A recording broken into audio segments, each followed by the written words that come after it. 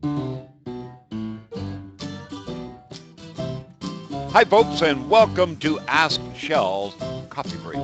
And coffee break it is today because, well, 50% of the locations that you'll be watching this video right now, it's likely raining. And when it's raining, what do you need in your house? You need that umbrella. No, no, not an umbrella inside the house. Gosh, no, don't do that because it's a good sign for it to rain. I'm talking about raining and roofing.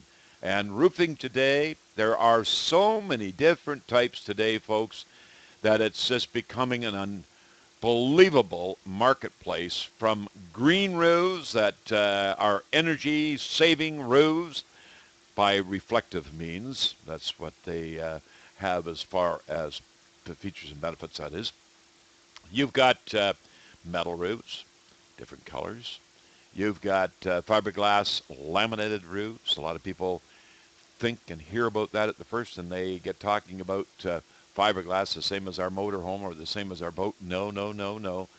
Fiberglass laminated asphalt shingles mean instead of a tar paper within the element of the structure of the roofing, it is a fiberglass matting that's used before the application of the asphalt and the color granular surface and the thickness of the roofing itself to give you the many years, anywhere from 25 to 30 to 40 to 50 year to lifetime warranty. So you get all of these different terminologies used. But now out of the corner comes a product that a lot of homeowners are asking about: rubber roofs. Recycled rubber roofs. Now, please do not take this as a negative on my part because, folks, there is nothing in this world that puts its face right out in the wild blue yonder. And I said wild blue yonder, not the wide, but the wild. And that's the weather, the rain, the snow, the hail, the sleet, and all these different things that you get associated with when you have a large surface like a roof exposed to the elements. Well, if they've developed a roof that has got the potential of not only standing up to a lot of those items, rubber would be one of them. The only thing that I suggest, folks, is the roofing has been around now, I believe, for about 10 years. Now, that doesn't mean that all the rubber roofs, all the composite rubber systems that have been developed over the last 10 years was applied 10 years ago. If it was, it would be a simple matter going out and calibrating what we've got now as far as a product that's lasting. But what we're dealing with is new roofing that possibly come out last month or last year or 2 years ago or 5 years ago. What have the features and benefits been with those roofs? What are the downsides, if any? I've heard a lot by the neighbor down the street had a new rubber roof put on, and I couldn't sleep at night with my window open because of the smell of rubber. And some people are allergic to that. But all of this being said, when you deal with a product that is a composite, then the first out of the gate are going to be guinea pigs, no matter which way you look at it. I happen to be involved in a roof installation back many years ago that was created and developed. It was a composite. It was installed on a home that we did a radio and a television program side by side. And that roof has been just a top drawer roof ever since the day it went on. But is that product manufactured today? No. How long has it now been off the market? It only lasted about a year and a half to 2 years. Why? Because of the installation, application. They were not being done according to the book of instructions. Or was there a book of instructions?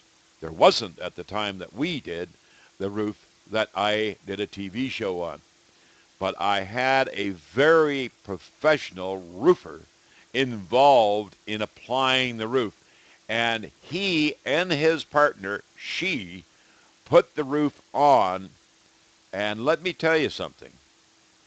The number of items that came up during that installation, you know, problem points. What do you do here when you cut a miter? What do you do here when you're doing a ridge cap? What do you do here when you go into a valley? How are you going to go into the valley? How are you going to come out of the valley? All of these things become added challenges to putting on some of these new products. And I'm talking about metal roofs, metal shingles, metal tiles, all this type of thing. But specifically, I thought we'd deal with rubber because rubber seems to be at least a one call a day almost today. But it really is something that please don't put yourself in a position of being a guinea pig. I would much prefer you to ask the manufacturer, the supplier, the installer, who has had the roof on, and I'm going to say a minimum of 5 years before I would be spending the money that is going to cost to replace in order to give that assurance that the roof is going to be what you want it to be. Now, 5 years is not a very long time when they start dealing with lifetime warranties. But lifetime warranties, with reference to the one that I just made reference to that we installed, and now is it on the market? And I said, no, it isn't. The company that was behind the product, and also from the day that we decided to put it on my program, had insured and agreed to be in a position to assure the people who are going to have it put on their house that they would see that that roof either lasted or it would be replaced at no charge.